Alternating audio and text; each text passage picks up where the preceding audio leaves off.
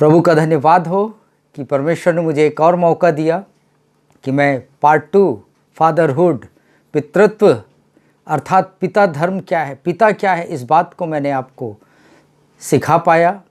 मेरे प्रियो, जब हम इस बातों को सीखते हैं हमारी रिस्पॉन्सिबिलिटी में हम खरे उतरते हैं और परमेश्वर के सदृश जैसा पिता है वैसा हम अपने आप को ढालते जाते हैं। इसलिए मेरा मेन उद्देश्य है कि हम अपने स्वरूप को, जो हमारा स्वरूप हमारा परमेश्वर पिता है, उस स्वरूप में हम दिखाई दें।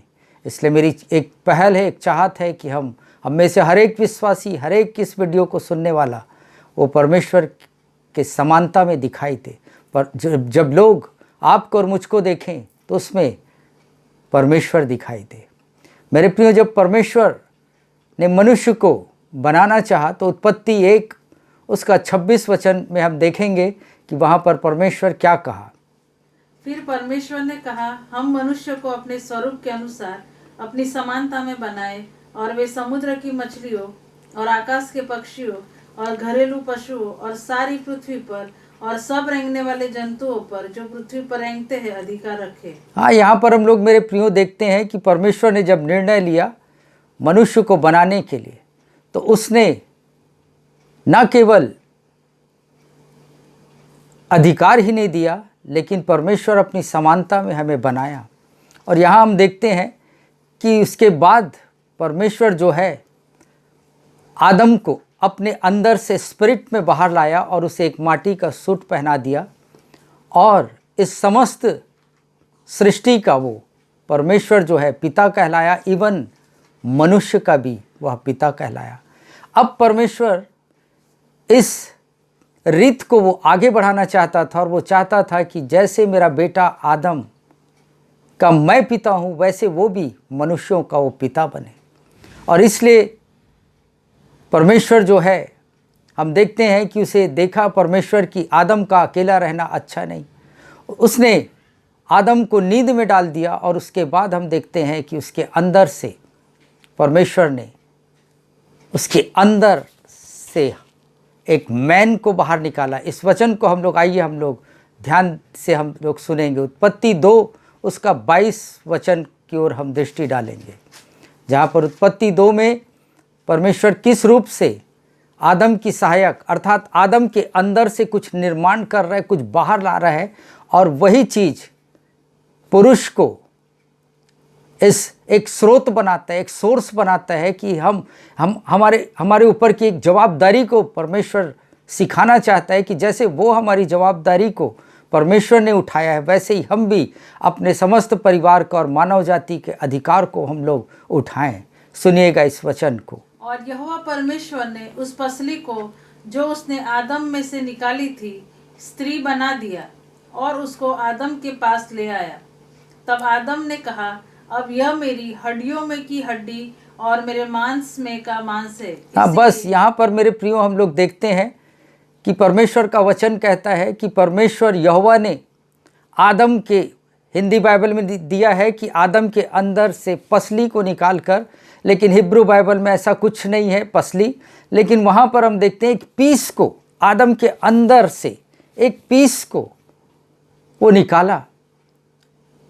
और हम देखते हैं मेरे प्रियो कि आज वैज्ञानिक भी एक छोटा अगर उन्हें डीएनए मिल जाता है तो उससे वो एक हूबहू सेम चेहरा, सेम पर्सनालिटी का एक व्यक्ति बना देते हैं। परमेश्वर भी सिर्फ उसके अंदर से एक जो चीज़ को निकाला, वो मेन चीज़ आपको जानना जरूरी है और वो है कि परमेश्वर ने आदम के अंदर से एक मैन को बाहर निकाला। ध्यान दीजिएगा मैं जो कह रहा हूँ, एक मैन को बाहर निकाला। क्योंकि मेरे प्रियो परमेश्वर का वचन पूरे बाइबल में इस बात को बताता है कि स्पिरिट का कोई जेंडर नहीं होता। हमारे देह का जेंडर है लेकिन हमारे स्पिरिट का जेंडर नहीं होता। तो आदम के शरीर के अंदर से परमेश्वर ने मैन को बाहर निकाला और उसे कुछ मांस भर दिया उसके अंदर। मेरे प्रियो, हम देखते हैं कि परमेश्वर वापस हवा को बनाने के लिए माटी के पास नहीं गया लेकिन आदम के पास आया और आदम को सोर्स बनाया और उसके अंदर से जो मैन को बाहर निकाला उसे मांस उसमें भर दिया। और हम देखते हैं कि परमेश्वर ने उसको एक आकृति दी, एक स्त्री की आकृति, एक नारी की आकृति परमेश्वर ने उसको बड़े खूबसूरती से रचा। और रचने के बाद हम देखते हैं कि परमेश्वर ने उस स्त्री को आदम के सामने लेकर आया, और आदम जब नींद से जागा, नींद से जागते साथ जब आदम उस स्त्री को देखा, वो देखकर आनंद से भर गया और वो कहने लगा, ये तो बहुत खूबसूरत है, ये बिल्कुल मेरे जैसी है, ये मेरे हड्डी में की हड्डी है, मेरे मांस में की मांस है। ये सब कुछ प्रशंसा करने के बाद आदम की दृष्टि दो चीज़ों की ओर गई। मेरे प्रियो, उसमें डिफरेंस केवल आदम और हवा के अंदर, पुरुष और एक स्त्री के बीच में केवल दो अंतर था। आदम अपने आप को देखा और उस स्त्री को देखा। अब यहाँ पर उस स्त्री के अंदर वो दो चीज़ भिन्नता को पाता है। एक, परमेश्वर ने उसे स्तन दिया था, दूसरा उसके अंदर परमेश्वर ने उस शरीर के अंदर एक गर्भाशय दिया था, जिसे देखकर आदम कहने लगा कि ये बिल्कुल हूबहू मेरे जैसी, लेकिन इसके अंदर दो चीज़ें भिन्नता को दर्शाती। मेरे प्रियो, परमेश्वर ने उस नारी को स्तन दिया, वह इसलिए कि आने वाले जनरेशन को वो स्त्री हमको फीड कर सके। इसलिए परमेश्वर ने उस स्त्री को फीडस मैन कहा, जिसे आज मैं और आप फीमेल कहते हैं, क्योंकि वो उसी स्तन से मैं और आप ने पोषक तत्वों को पाकर आज हम बड़े हुए। दूसरा चीज, परमेश्वर ने उस स्त्री के अंदर एक वुम्ब दिया था, गर्भाशय, यूट्रस। इस वुम्ब को परमेश्वर ने उस स्त्री को कहा, ये वुम्ब मैन होगी। मेरे प्रियो, जिसे आज मैं और आप कहते हैं वुमेन। मेरे प्रियो, परमेश्वर की रचना बहुत अद्भुत है। परमेश्वर बड़े अद्भुत रूप से आदम के अंदर से एक सोर्स को बाहर निकाला। आदम जो है इस पृथ्वी के मनुष्य जातियों का वो सोर्स बना, पुरुष। आज मुझे और आपको हमें जानना है कि किस रूप से परमेश्वर की रचना मनुष्य जाति के लिए। मेरे प्रियो, हम देखते हैं उत्पत्ति 2:15 में हम देखेंगे कि परमेश्वर का वचन क्या कहता है। तब यहोवा परमेश्वर ने आदम को लेकर अदन की वाटिका में रख दिया कि वह उसमें काम करे और उसकी रक्षा करे।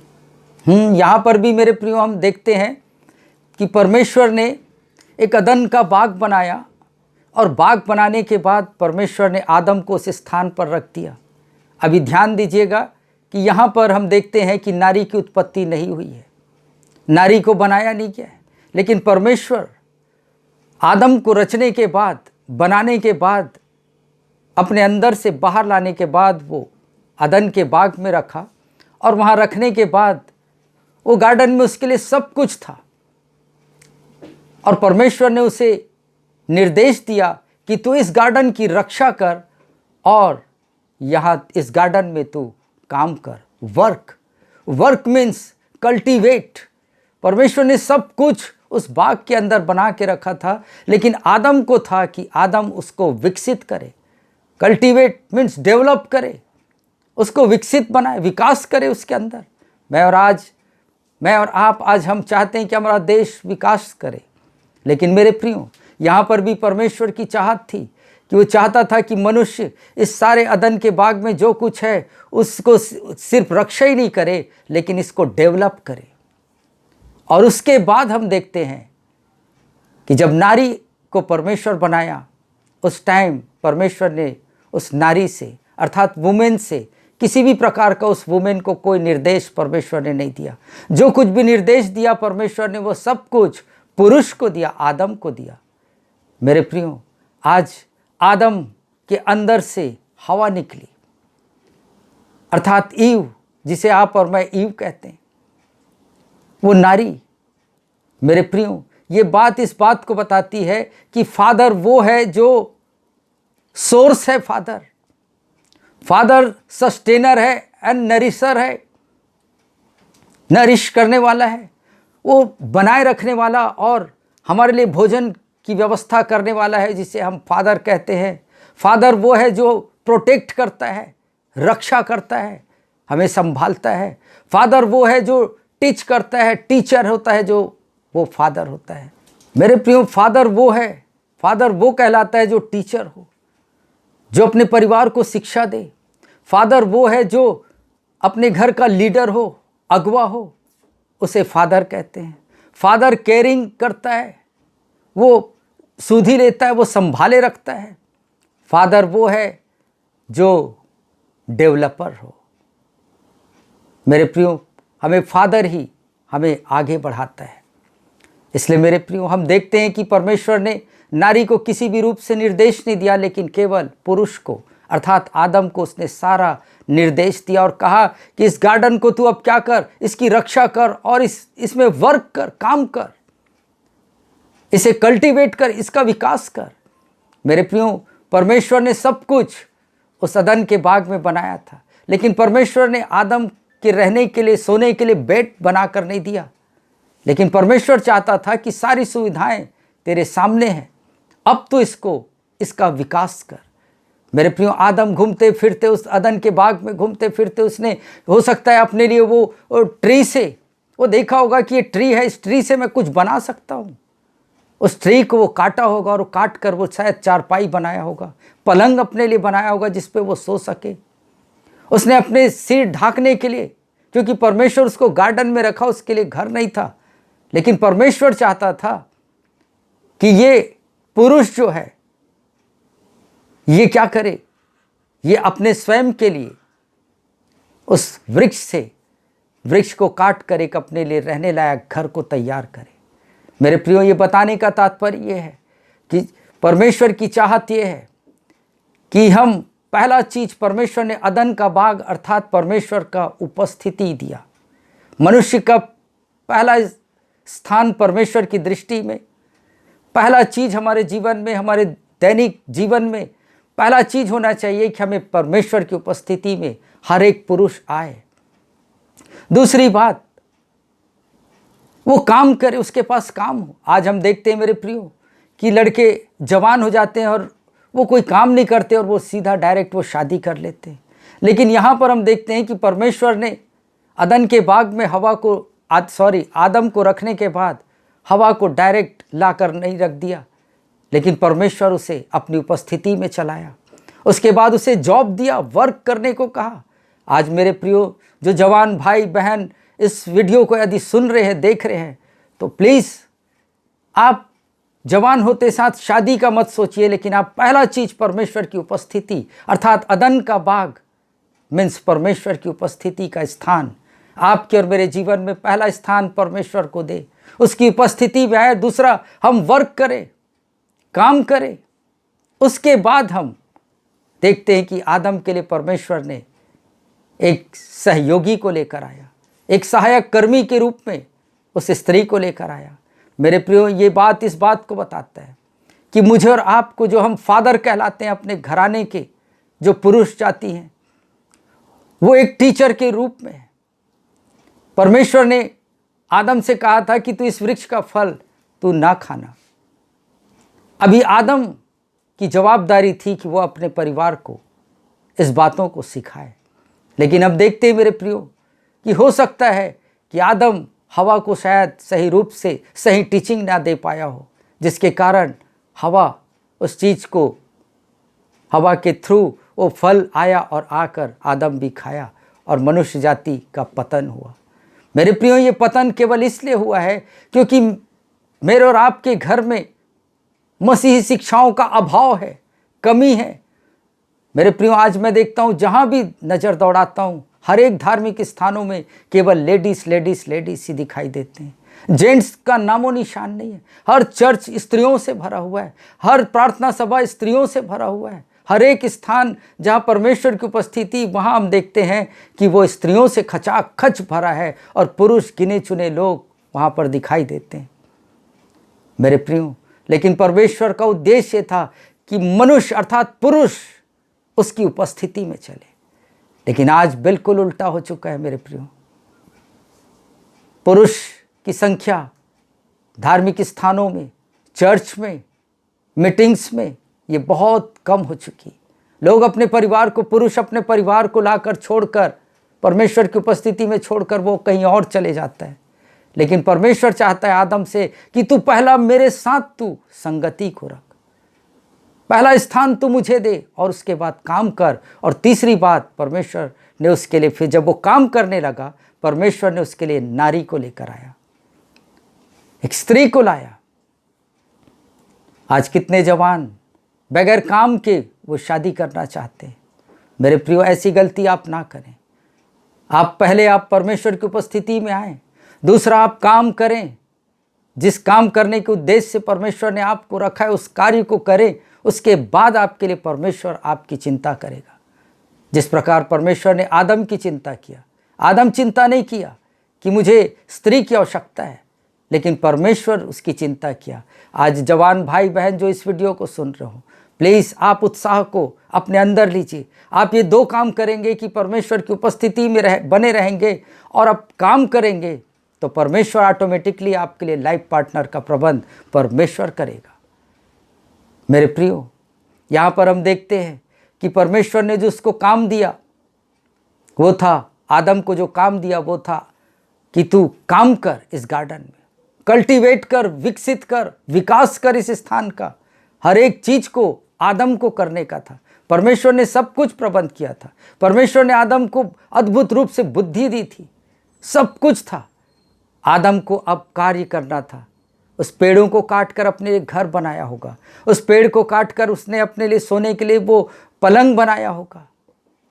सारी चीज़ों को आदम करते गया। मेरे प्रियो, आज हम देखते हैं अधिकांश 99% लोग शादी से पहले एक स्वप्न देखते हैं। उनके अंदर एक विचार होता है कि मेरी जो लाइफ पार्टनर हो वो इस रूप से हो। एक पुरुष एक स्वप्न देखता है कि मेरे जीवन की साथी इस रूप से हो। और हम देखते हैं मेरे प्रियो, कुछ ही दिनों में जो वो स्वप्न जो पुरुष देखा होता है वो मैच नहीं खाता, और हम देखते हैं कि परिवार टूटते जाते हैं। ये क्यों है मेरे प्रियो? परमेश्वर ने, इसीलिए है कि परमेश्वर ने सारे निर्देश पुरुष को दिए थे, नारी को नहीं, स्त्री को नहीं। मीन्स यदि आज आपकी जो पत्नी है, यदि जो स्वप्न आपने पहले देखा होगा अपनी पत्नी के लिए, और वो स्वप्न आपके अब दिखाई नहीं देते हैं, जैसा आप सोचते रहेंगे कि मेरी पत्नी में ये खूबियाँ हो, वो ऐसी हो, ऐसा हो, ऐसा हो, ये करती हो, वो करती हो, जो कुछ आपने स्वप्न देखा, शायद आज आपको स्वप्न नहीं दिख रहा है। इसका मतलब ये है मेरे प्रियो, क्योंकि उस अनफिनिश्ड प्रोजेक्ट को हमें फिनिश्ड करना है। परमेश्वर ने उस स्त्री को एक प्रकार से अनफिनिश्ड वर्क के रूप में बनाकर यहाँ पर मेरे और आपके सामने लाया कि हम उसको फिनिश्ड वर्क दें, हम उसको सिखाएं।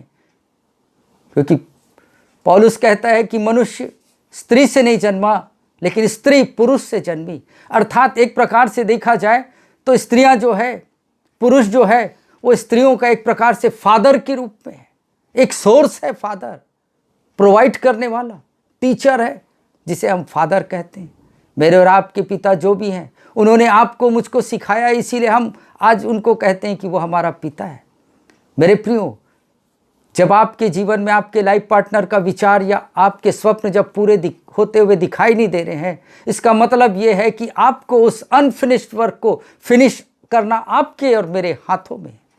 मुझे और आपको अपनी पत्नियों को सिखाना है। यदि आपकी पत्नी, हो सकता है आप सोचे होंगे कि मेरी पत्नी बहुत स्लिम पत्नी मुझे मिले, और वो पत्नी आने के बाद 2 महीने के बाद, शादी के बाद, यदि हो सकता है वो मोटी हो गई, वो ज़्यादा वेट को ले ली, और अब आप कह रहे हो कि मैं जो स्वप्न देखा था वो ये नहीं दिखाई देती। मेरे प्रियो, मुझे और आपको अपनी पत्नियों को, अपनी पत्नियों को कल्टीवेट करना है, विकास करना है, उनको बढ़ाना है, उनको सिखाना है। यदि आपकी पत्नी मोटी है मेरे प्रियो, तो आप उससे बोलिए मत कि तू मोटी है और मुझे अब पसंद नहीं आती, लेकिन मेरे प्रियो आप उसको सिखाएं। आप उसको उठाइए सवेरे 6 बजे और कहिए कि हनी चलो उठो, आज मैं और तुम हम दोनों हम जॉगिंग करने जाएंगे। वॉकिंग करने जाएंगे। मेरे प्रियो, जब आप उसे उठाते हैं, आप उसे कल्टीवेट करते हैं। आपको शायद दौड़ना पसंद ना हो, लेकिन आप उसके संग चलिए और आप उसको इनकरेज करिए कि तू दौड़, तू दौड़, तू दौड़। मेरे प्रियो, यदि आपकी पत्नी का आपको पोशाक पसंद नहीं है, आपकी इच्छा अनुसार वो यदि वस्त्र को नहीं पहनती है, तो आप उसे डायरेक्ट मत कहिए कि तेरा ये पहनना मुझे पसंद नहीं।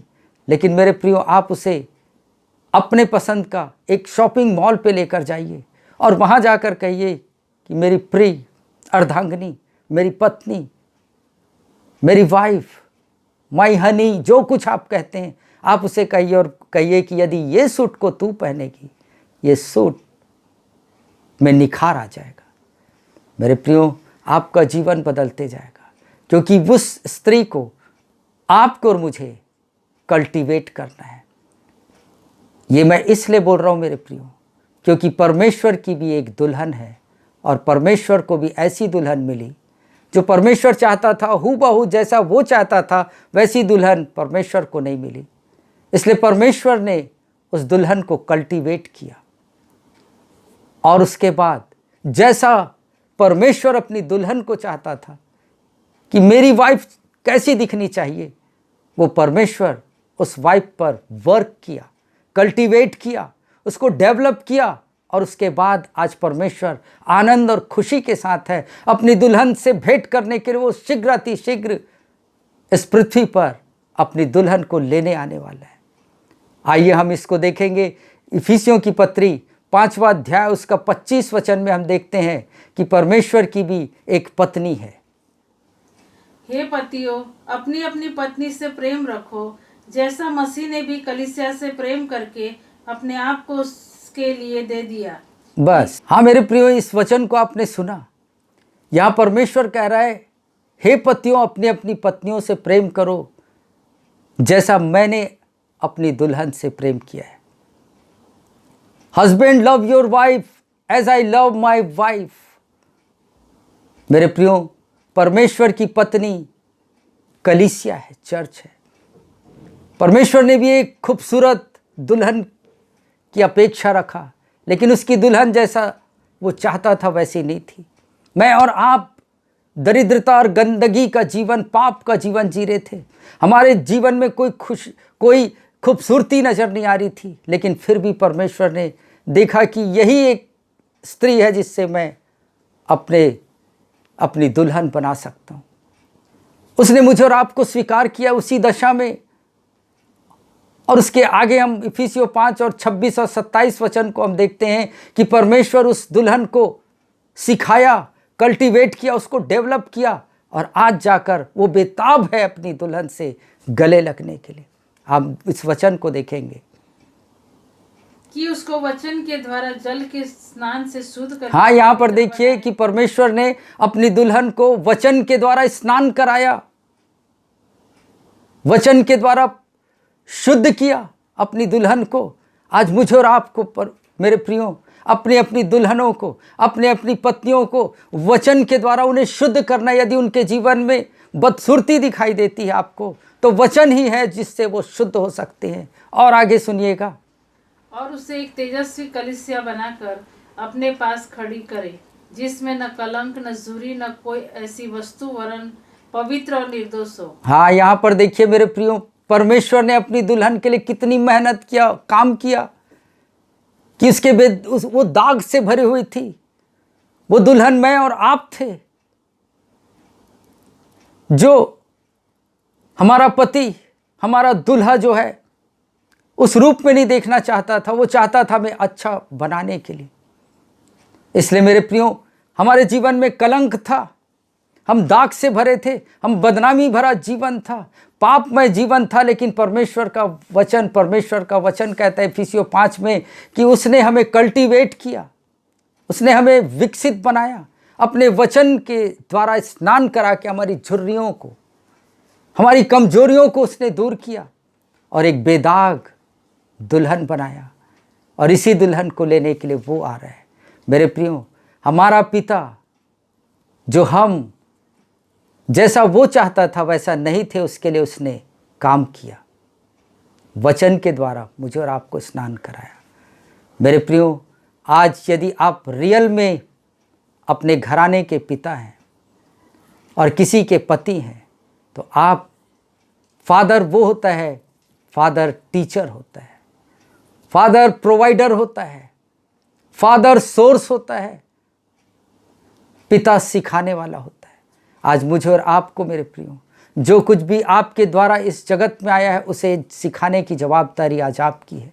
लेकिन आज उल्टा है मेरे प्रियो, स्त्रियां पुरुषों को सिखा रही है, और जब वो हमें सिखाती हैं तो हमें तकलीफ होता है, क्योंकि ये काम परमेश्वर ने आपको और मुझे दिया है, और ये कार्य को हमारी पत्नियां कर रही, जिसे हम सुनना नहीं चाहते। लेकिन ये चूंकि ये इसलिए हो रहा है क्योंकि मैं और आप अपने जवाबदारी से हट चुके हैं।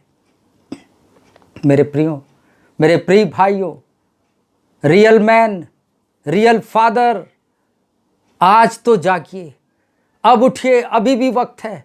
अभी भी आप अपनी दुल्हन अर्थात अपनी पत्नी, अपने बच्चों को आप जो रूप में देखना चाहते हैं वो आप दिखा सकते हैं, आप बना सकते हैं, क्योंकि परमेश्वर ने आपको निर्देश दिया है, आपको कार्य करने के लिए सौंपा है। इसलिए मेरे प्रियो, आप उठिए और खड़े होइए और अपने परिवार को सपोर्ट करिए कि चाहे कुछ भी हो, मैं तेरे साथ हूँ। मेरे प्रियो, हम देखते हैं कि ज़माना कहता है कि हर एक सफल व्यक्ति के पीछे एक स्त्री का हाथ होता है, लेकिन मैं ये कहता हूँ एक अच्छे पुरुष के आगे एक अच्छी स्त्री होती है, क्योंकि पुरुष के बाद वो स्त्री आती है, स्त्री के बाद बच्चे। मेरे प्रियो, आपका परिवार को आपको संभालने की जवाबदारी आपकी है।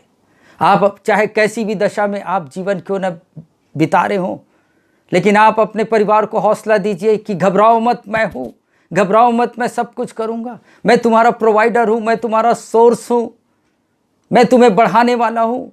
कोई आपके परिवार को नहीं बढ़ाएगा मेरे प्रियो, केवल आपको बढ़ाना होगा। और जब तक आपको परमेश्वर ने जीवन दिया है, आपको उस लोड को अपने ऊपर कैरी किए रखना है। मेरे प्रियो, जब आपके बच्चे के द्वारा जीवन में समस्याएं आएगी, वो समस्या आपकी पत्नी को हिट करेगी, और पत्नी जब गिरने लगेगी, आप उसको संभालिए और कहिए, हनी, मैं तुझे गिरने नहीं दूंगा, मैं अपने परिवार को गिरने नहीं दूंगा, मैं अपने परिवार को मोहताज होने नहीं दूंगा, मैं अपने परिवार की रक्षा करूंगा, मैं तुम्हें संभाले रखूंगा, क्योंकि मैं तुम्हारा सस्टेनर हूं, नरिशर हूं, प्रोवाइडर हूं, प्रोटेक्टर हूं। मेरे प्रियो, यही एक पिता होता है। उसने अपनी पत्नी को, परमेश्वर ने जिस प्रकार से वचन रूपी पानी से अपनी दुल्हन को शुद्ध किया, आज आपके घर में वचन को लाइए, वचन के थ्रू अपनी पत्नी से बातें करिए। चाहे जो कुछ हुआ हो, समय कोई ज़्यादा बीता नहीं मेरे प्रियो। परमेश्वर एक ऐसी दुल्हन की इंतजार में जो वो चाहता है, और उसको बनाने के लिए शायद आज परमेश्वर ने मुझे इस वीडियो के थ्रू आप तक लाया है। मेरे प्रियो, जो परमेश्वर ने मुझे बुद्धि और रेवलेशन दिया, उससे मैंने आपके हाथों तक पहुंचाया।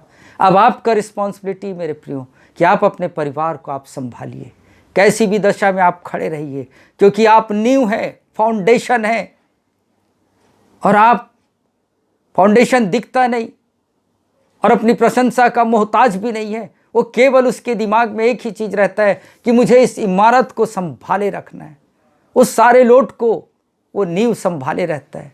एक पिता, एक अच्छा पिता अपने परिवार की रक्षा करता है, एक अच्छा पिता अपने परिवार को सिखाता है, एक अच्छा पिता अपने घराने की वो सुधि रखता है, एक अच्छा पिता अपने परिवार को स्थिर बनाए रखता है, एक अच्छा पिता अपनी दुल्हन को संवारता है। यदि आपकी पत्नी में वो गुण दिखाई नहीं देते मेरे प्रियो, तो ये आपकी और मेरी जवाबदारी है। हम लोगों से कहते हैं कि इसने फलाने ने मेरे रिश्ते को जोड़ दिया, और हम उसे कोसते रहते हैं कि ऐसी पत्नी मुझे क्यों मिली। लेकिन यहाँ परमेश्वर का वचन, जो कुछ भी निर्देश परमेश्वर ने दिया, वो आदम का रिस्पॉन्सिबिलिटी था मेरे प्रियो कि अपने परिवार को वो सिखाए। उठना, बैठना, चलना फिरना, बातें करना, वचन पढ़ना, वचन सिखाना, ये सब कुछ की जवाबदारी आज पुरुषों की है। लेकिन उल्टा हो चुका है मेरे प्रियो। शैतान परमेश्वर की योजना को वो उल्टा कर दिया है। नींव को हटाकर वो स्त्री को ला दिया। स्त्री इसलिए नहीं बनी हुई है कि वो लोड को वो कैरी करे, अपने परिवार के लोड को, भार को, बोझ को उठाने के लिए स्त्रियां नहीं बनाई गई है, लेकिन पुरुष बनाया गया है। इसीलिए पुरुष अपने घराने का फाउंडेशन है, नींव है। इसलिए मेरे प्रियो, इस वचन के माध्यम से परमेश्वर आपकी आंखों को खोले और आप एक अच्छे पिता बने। उस वचन में 27वां वचन इस प्रकार से लिखाया है कि इस कारण पुरुष अपने माता पिता से अलग रहकर पत्नी के साथ मिला रहेगा। इसका मतलब क्या है मेरे प्रियो? वहाँ ये नहीं दिया है कि स्त्री अपने पिता को छोड़कर अपने पति से मिले रहेगी, लेकिन वचन कहता है कि पुरुष अपने माता और पिता को छोड़कर अपनी पत्नी के साथ मिला रहेगा। क्योंकि पत्नी पिता को छोड़ती नहीं मेरे प्रियो, पिता को एक्सचेंज करती। एक पिता, अब्राहम के टाइम से हम देखते हैं विवाह का रीत को, जो आज तक चले आ रहा है। जब मेरी शादी हुई तो मैं परमेश्वर के उस वेदी के आगे मैं बैठा हुआ था, और जैसे ही दुल्हन मेरी पत्नी जब चर्च के अंदर आ रही थी, मेरी पत्नी के पिता मेरी पत्नी को अपने बाहों में, अपने हाथ में ऐसा पकड़कर वो लेकर आ रहे थे। मीन्स एक पति वेट कर रहा है, एक फादर वेट कर रहा है, और दूसरा फादर अपनी बेटी को लेकर दूसरे फादर के पास ला रहा है। Father means source. अब जो कुछ रिस्पॉन्सिबिलिटी है अब आपकी है। अगर उसे एक पिन की भी आवश्यकता है, वो आपको मैनेज करना है, आपको प्रबंध करना है। अगर उसे और जो कुछ भी आवश्यकता है, आपके बच्चों की जो कुछ भी आवश्यकता है, वो सब कुछ आपकी रिस्पॉन्सिबिलिटी कि आप पूरा करें। इसलिए मेरे प्रिय, वचन में कहीं पे भी नहीं लिखाया है कि स्त्री जो है वह अपने पिता को छोड़कर अपने पति से मिलेगी, लेकिन वचन कहता है कि पति, पुरुष अपने माता और पिता को छोड़कर अपनी पत्नी के साथ मिला रहेगा। इसलिए क्योंकि वो अपनी पत्नी का सोर्स है। Source means father, father means sustainer, sustainer means supporter. मेरे प्रियो, आज आप एक अच्छे पिता हैं। अपनी बुलाहट की ओर दृष्टि डालिए और इस समाज में, इस देश में और उस परमेश्वर के स्थान में अपने पद और अपनी गरिमा को बनाए रखें। आप एक अच्छे पिता हैं, बन सकते हैं। आप में सारे गुण, परमेश्वर ने सब कुछ कूट कूट कर आपके अंदर भरा है। बस हमें समझना है कि मैं अपने घराने का वो नींव हूँ जो हर एक दशा में मैं सपोर्ट करूँगा अपने परिवार को, अपने बच्चों को सिखाऊंगा, तालीम दूंगा, शिक्षा दूंगा। एक अच्छी शिक्षा एक अच्छा पिता देता है। माँ अपने बच्चों को पालती और पोसती, लेकिन सिखाता उसका पिता है। इसलिए मेरे प्रियो, मैं और अब आप जान चुके कि क्यों परमेश्वर ने हवा को, अर्थात पहली स्त्री को बनाने के लिए माटी के पास नहीं गया, लेकिन आदम के अंदर से उसने निकाला उस नारी को, ताकि ये नारी का सोर्स पुरुष हो। इसलिए मेरे प्रियो, परमेश्वर इस वचन के माध्यम से आपके परिवार को बहुतायत से आशीष दे, और हर एक जिस परिवार में टूट रहे हैं, बिखर रहे हैं, वो परिवार फिर से जुड़ जाए।